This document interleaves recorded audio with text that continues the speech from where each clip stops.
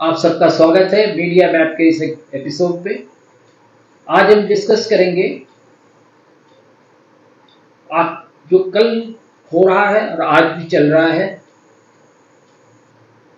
Iran और Israel के बीच में जो लड़ाई हो रही है, इजराइल और पैलेस्टीनियन लेबनान के बीच में जो चल रही है, और ये पूरा पश्चिम एशिया जो है वो एक युद्ध का बहुत बड़ा क्षेत्र नहीं, बहुत बड़ा बाजार भी बन गया है। बाजार की बात हम करेंगे। मैं शिवाजी सरकार, मेरे साथ है प्रोफेसर प्रदीप माथुर। हम दोनों ही जर्नलिज्म से जुड़े रहे हैं, जबानों से, तमाम अखबारों से, जर्नलिज्म एजुकेशन से भी जुड़े रहे हैं। आज जिस तरह से इजराइल और पैलेस्टीन के बीच में लड़ाई हो रही है, और लड़ाई क्या हो रही है, तो एक तरफा हो रही है। इजराइल ने एक साल में 40,000 फिलिस्तीनियों को मार दिया, और वो वेस्टर्न यूरोप और अमेरिका जो हर वक्त ह्यूमन राइट्स के बारे में बात करता है रशिया में, उसने फिलिस्तीनियों के जान की कोई परवाह नहीं। उनके घर तोड़े जा रहे हैं, उनके अस्पताल तोड़े जा रहे हैं, उनके बच्चे मारे जा रहे हैं, उनके बाजारों को तोड़कर खत्म कर दिया गया, बमबारी भयानक हो रही है। और सब वही नहीं, लेबानन में जिस तरह से उन्होंने बमबारी की और बहुत भारी बम गिराए 2000 टन, जो कि एक बिल्डिंग के तहखाने तक जाके जब वो फूटता है तो उसमें हिजबुल्लाह, जो कि लेबानन में जो शिया लोग हैं, उसकी एक बड़ी आर्मी है, और उसके जो नेता थे नसरुल्लाह, वो मारे जाते हैं। इसके अलावा भी कुछ दिनों पहले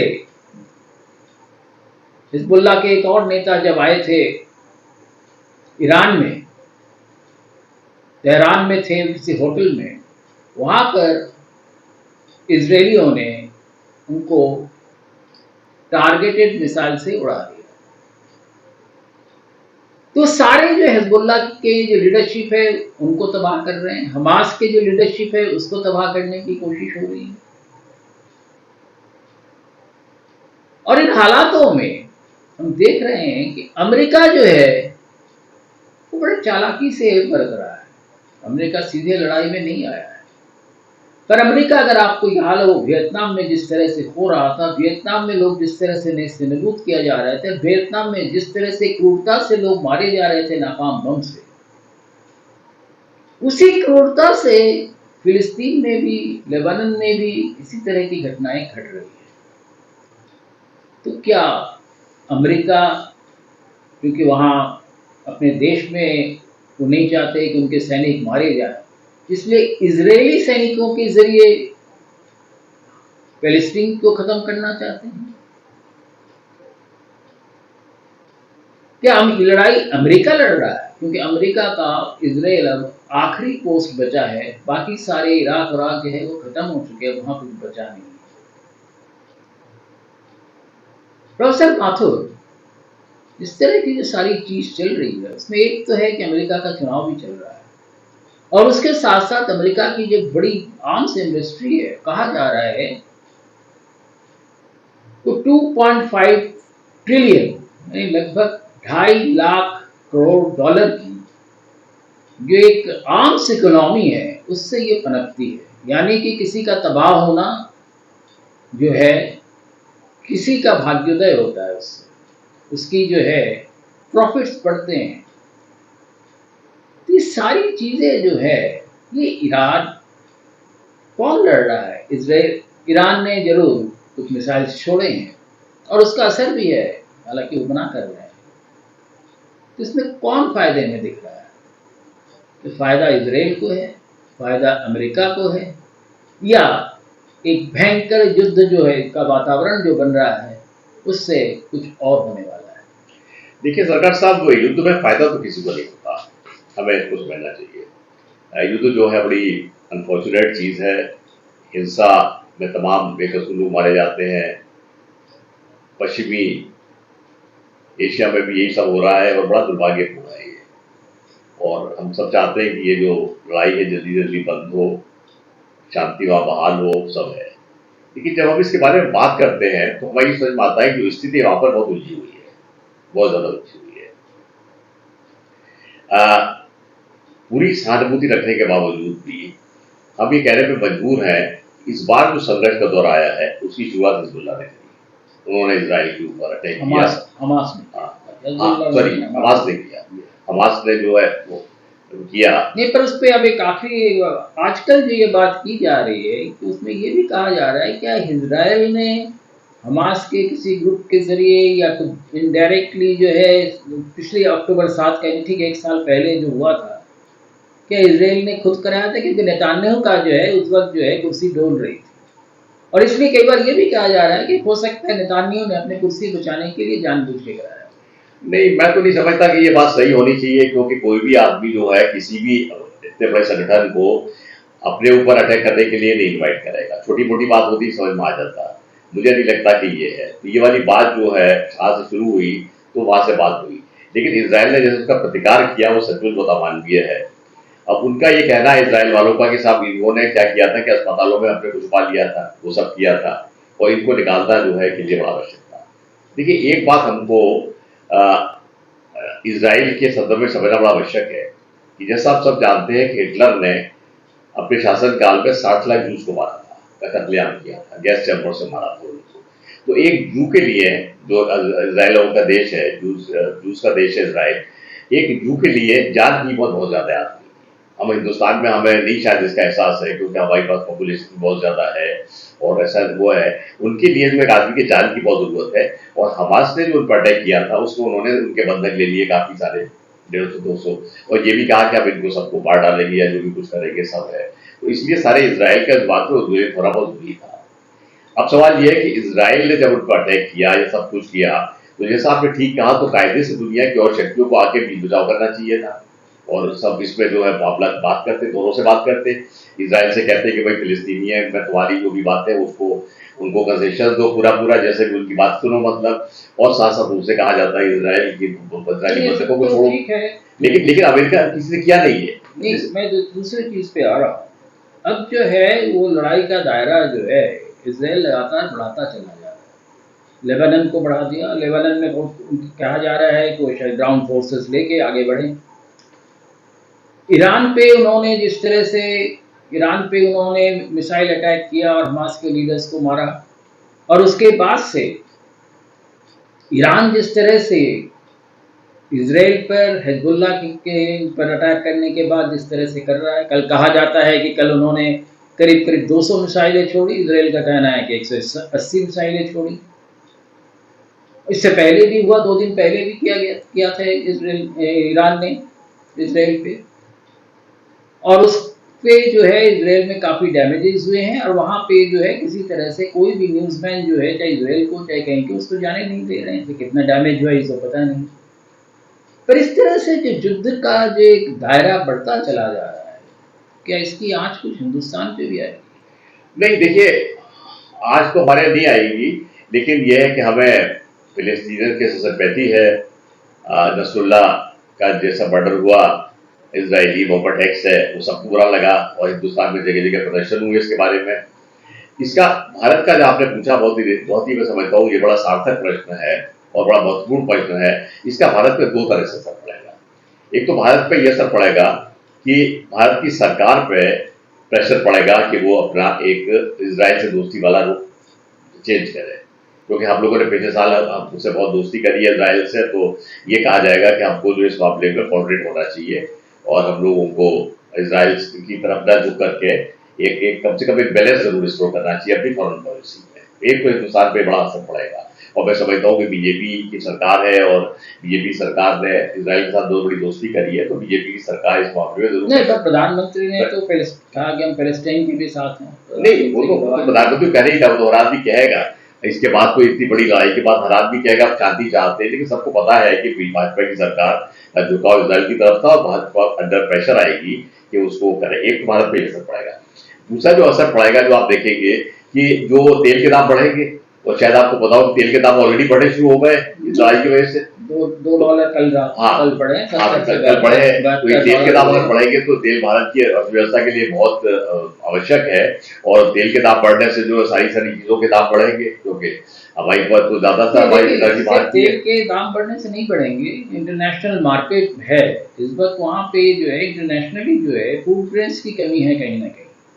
और इंटरनेशनली फूड ग्रेन्स की कमी का मतलब है कि कहीं ना कहीं हिंदुस्तान पे भी उसका असर पड़ेगा। हिंदुस्तान के जो किसान हैं वो भी चाहेंगे कि उनकी जो खाद्यान्न है वो भी एक्सपोर्ट हो।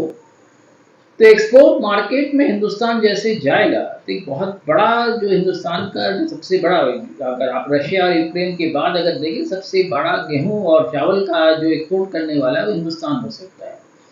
तो ऐसे हालात में अगर हिंदुस्तान उस बाजार में जाता है तो उसका वर्ल्ड मार्केट पे जो असर होगा होगा उसका असर मैं समझता हूँ हिंदुस्तान के अंदर भी बहुत ज़्यादा हाँ हो ठीक सकता है, और जो है जो महंगाई है और बढ़ेगी, वो बहुत ज़बरदस्त बढ़ यहाँ सकती दाम है। बढ़ेगी खाद्यान्नों के। और एक इसमें एक चीज और है, हम एक चीज और देख रहे हैं कि अब जो है इजराइल की सेना में या यूक्रेन की सेना में या रशिया की सेना में जो है लड़ने वाले जो है उनके अपने लोग कम हैं, और हिंदुस्तान और गैर जो मुल्की देश मुल्क हैं वहाँ के लोग जो हैं वो जो है उनके आर्मीज में काम कर रही है। और इस वक्त जो है जब प्रधानमंत्री नरेंद्र मोदी रशिया में गए, उन्होंने कहा कि भाई हिंदुस्तानियों को वहाँ से आर्मी से अलग कर दिया जाए, पर अभी तक वो हो नहीं पाया उनके अंदरूनी कई व्यवस्था से।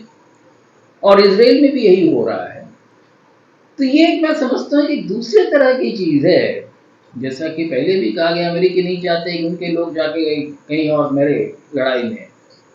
अब अगर हमारे मुल्क के लोग दूसरे मुल्क में जाके मर्सनरी लड़ते हैं तो उसका क्या असर नहीं होगा? देखिए ऐसा है, ये मर्सरीज जो है ये सिर्फ हमारे देश से नहीं जा रहे हैं, और आप देखें तो नहीं, हमारे पाकिस्तान के लोग देश भी से जा जा रहे रहे हैं। ऑलरेडी, सरकार ने माना हुआ है कि हाँ, हमारे नहीं देश नहीं से काफी लोगों ने नहीं विरोध नहीं, हम किया नहीं हुआ कह है। रहा, मैं नहीं कह रहा हिंदुस्तान वाले जा रहे हैं, लेकिन साथ में आप देखिएगा तो पाकिस्तान के लोग भी हैं, उनकी लड़ाई लड़ रहे हैं, बांग्लादेश के लोग भी हैं और अफ्रीका के लोग भी हैं। तो वो लोग तो उन्हें तो फाइटर्स की वर्ल्ड वाइड तलाश है, उनको ये सब है, ये सब बातें इंपॉर्टेंट हैं, हम उसमें वो लगा सकते हैं। लेकिन जो मेन क्वेश्चन है वो ये है कि हमारी फॉरेन पॉलिसी ने देखिए एक सर्टेन पिछले दिनों एक पास से ब्रेक किया। सबको मालूम है कि मतलब नेहरू युग में, फिर इंदिरा गांधी युग में, फिर राजीव गांधी युग में भारत जो है इजराइल से के विरोध था, और पूरी तरह से वो जो है पश्चिमी एशिया के मुस्लिम देशों के साथ था।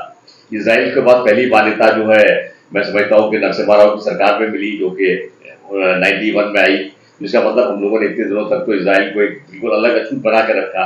अब पिछले 30 वर्षों से जो है इजराइल से हमारे संबंध बने हैं। तो अब सवाल ये है कि इतना जो प्रेशर पड़ रहा है इसके बारे में, चाहे मुस्लिम ओपिनियन का कर रहे हैं, चाहे ह्यूमैनिटेरियन का कर रहे हैं, चाहे प्रवासी लोगों कर रहे हैं, तो क्या प्रश्न ये कि क्या भारत अपनी विदेश नीति में फिर बदलाव करके फिर पुराने स्टैंड पे आएगा या नहीं आएगा? अब देखिए देखिए इसमें देखिए एक देखिए आपने जो सवाल किया उसमें एक जो बड़ा इश्यू है, नॉन अलायन मूवमेंट हालांकि कागजों पर है, मीटिंग्स भी उनकी हो रही है, पर वो जो नेहरू, मार्शल टीटो और नासिर के ज़माने में जिस तरह के नॉन अलायन मूवमेंट एक बैलेंसिंग फोर्स था वो अभी नहीं है।